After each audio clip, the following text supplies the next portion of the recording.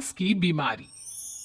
शादी के ठीक बाद नेहा की सास की तबीयत बहुत खराब हो गई।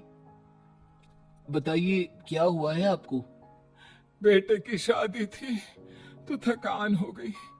मौसम बदल रहा है तो जुकाम और बुखार हो गया। ऊपर से बहू के घर का खाना पता नहीं कैसा था कि पेट भी खराब हो गया। खाना तो बहुत बढ़िया था डॉक्टर साहब, सारे रिश्तेदार तारीफ कर रहे थे।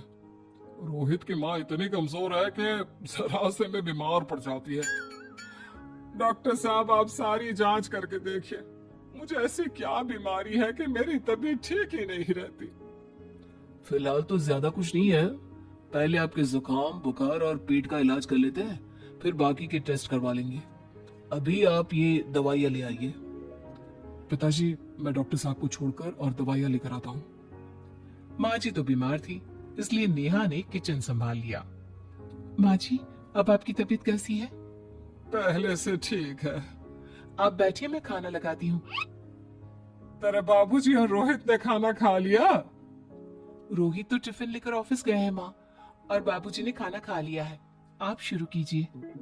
यह क्या, खाने में इतना तेल इतने मसाले? अरे अभी अभी तो तबीयत ठीक हुई है मेरी, तुम क्या मुझे वापस बीमार करना चाहती हो? नहीं माँ जी, ऐसा नहीं है। क्या हुआ? देखो ये बहू ने कैसा खाना बनाया है। खाना तो बहुत ही स्वादिष्ट था। अरे मैं ये खाना खाऊंगी तो बीमार हो जाऊंगी ना। ओह हाँ, बहू को अभी पता नहीं ना तुम्हारे बारे में, रोहित समझा देगा उसे। देख बहू, अच्छे से समझ लेना कि इस घर में कैसा खाना बनता है। हाँ माँ जी, मैं समझ लूंगी, लेकिन अभी आप कुछ तो खा लो। ये खाना खा लूंगी तो कल का खाना खाने के लिए बचूंगी भी नहीं। सास की बातें सुनकर नेहा उदास हो गई। उसने रोहित के घर आती ही उससे माँ जी के खाने के बारे में पूछा। आज माँ जी ने मुझे खाने के लिए बहुत बुरा भला कहा। माँ को मसालेदार और तेल घी वाला खाना सूट नहीं करता, वो बीमार पड़ जाती हैं। ऐसी क्या बीमारी है माँ जी को? पता नहीं, आज तक कई डॉक्टरों को दिखाया, कितने टेस्ट करवाए, लेकिन कोई बीमारी पकड़ में ही नहीं आई। नेहा को कुछ समझ में तो नहीं आया, लेकिन उसने अपनी सास के हिसाब का खाना बनाना सीख लिया। माँ जी, आज तो खाना ठीक है ना? खाना तो ठीक है, लेकिन ये मुआ रेडियो क्यों चल रहा है इतनी तेज आवाज में? वो माँ जी, मैं अकेले काम करते करते बोर हो रही थी ना, तो टाइम पास करने के लिए चला दिया। तेरा इस टाइम पास के चक्कर में मेरा सर दर्द से फटने लगा है। तेज आवाज से मुझे माइग्रेन हो जाता है। सॉरी माँ जी, मुझे पता नहीं था। तुम्हें जब तक सब पता चलेगा तब तक मैं तो भगवान के पास ही पहुंच जाऊंगी। नहीं नहीं, ऐसा मत कहिए ना माँ जी। अब मैं कहीं भूख से ही ना मर जाऊं। खाना मेरे कमरे में रख दो।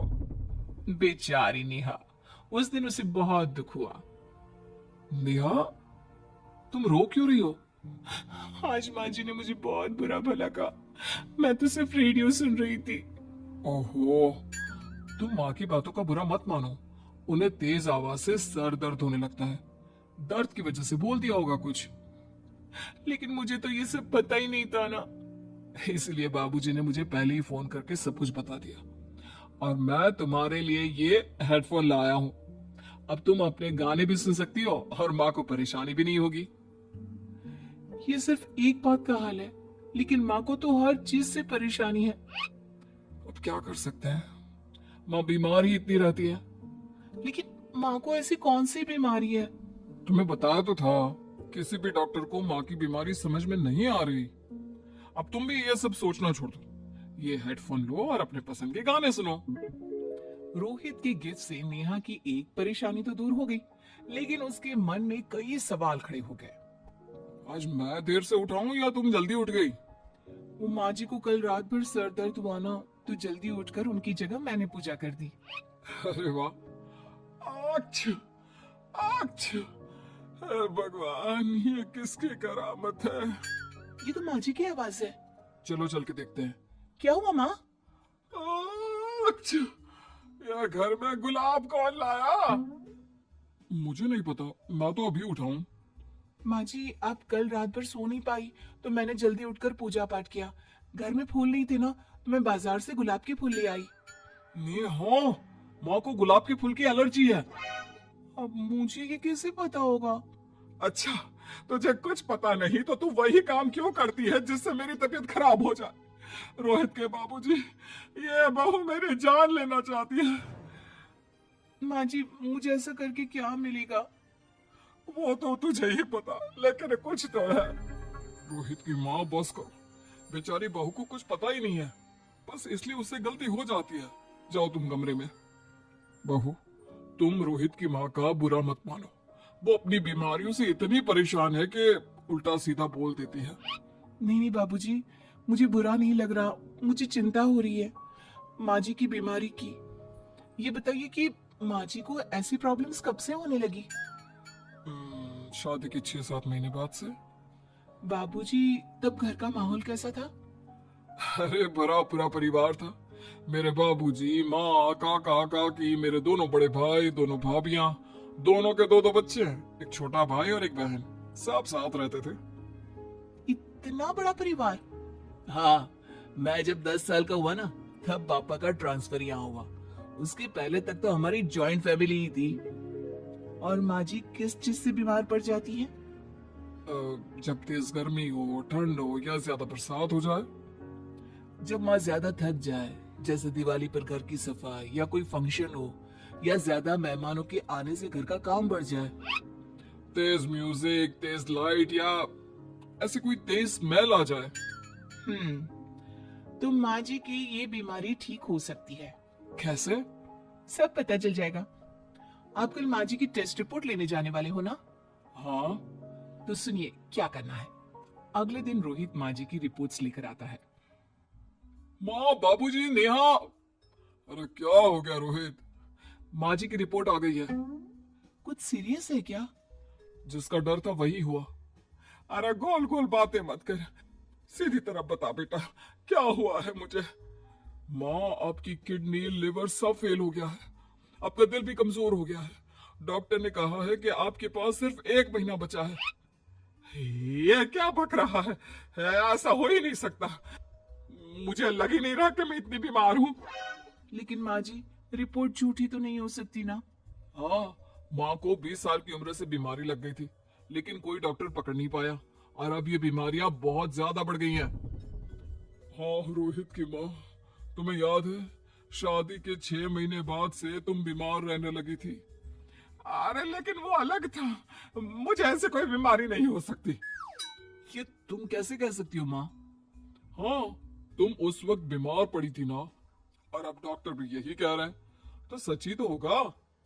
और आप तभी से बीमारी तो रहती आई हैं। अरे लेकिन तब मैं बीमार थी ही नहीं। क्या मतलब? अरे तब मैं बीमारी का नाटक करती थी, मुझे कुछ नहीं हुआ था। ये क्या बोल रही हो? हाँ, घर में इतने सारे लोग थे और सबसे छोटी बहू मैं थी, तो सारा काम मुझे करना पड़ता, इसलिए काम से बचने के लिए मैं नाटक करने लगी। लेकिन आपको अभी भी वही बीमारियां होती है ना माँ? हाँ, अगर नाटक था तो ये प्रॉब्लम तुम्हें अभी क्यों होती है? इसका जवाब मैं देती हूँ। माँ जी कई महीनों तक नाटक करती रही, इसलिए इनके दिमाग ने धीरे धीरे इस झूठ को सच मान लिया और इनका दिमाग उन बीमारियों का एहसास कराने लगा। है? ऐसा भी होता है क्या? हाँ माँ जी, इसे प्लेसिबो इफेक्ट कहते हैं। जब आप बात बात पर बीमार पड़ने लगी तो मैंने अपने मामा से बात की, जो एक साइकोलॉजिस्ट है। उन्होंने बताया मुझे। तो ये रिपोर्ट्स? मैंने झूठी रिपोर्ट बनवाई थी नेहा के कहने पर, ताकि आप सच बताएं। यानी मुझे कुछ नहीं हुआ? नहीं माँ जी, और आपकी इस प्रॉब्लम का भी सोल्यूशन है। हम किसी अच्छे साइकोलॉजिस्ट को दिखाएंगे और आप जल्द ही ठीक हो जाएंगी। वाह बहू, मैंने तुझे इतना भला बुरा कहा और तूने मेरी जिंदगी भर की तकलीफें दूर कर दी। थैंक यू और सॉरी बहू। अरे मुझे भी तो सॉरी कहो, पूरी जिंदगी तुम्हारी सेवा की है, वो भी झूठ मूठ की बीमारी के लिए। हाँ हाँ, आप भी माफ कर दो मुझे, बस सॉरी। तो इस तरह नेहा ने अपनी सास की बीमारी पकड़ भी ली और ठीक भी कर दी।